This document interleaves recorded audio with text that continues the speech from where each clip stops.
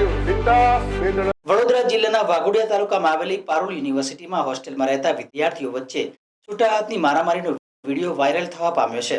આ ઘટના અંગે વાઘોડિયા પોલીસે હાલ સુધી કોઈ ગુનો નોંધ્યો નથી, પરંતુ વાયરલ વિડીયોમાં એક વિદ્યાર્થી જમીન પર ઢળી પડ્યો હોવાનું સામે આવતા સમગ્ર મામલે ગંભીરતાથી નોંધ લેવાઈ છે. વડોદરા જિલ્લાનું વાઘોડિયા તાલુકો શૈક્ષણિક હબ ગણવામાં આવે છે.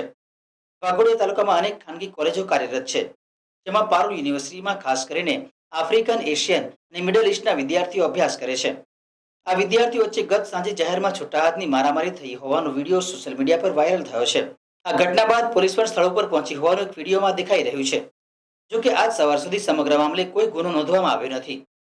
હોસ્ટેલમાં રહીને અભ્યાસ કરતા વિદ્યાર્થીઓમાં ઘટનાને લઈને દહેશતનો માહોલ છે.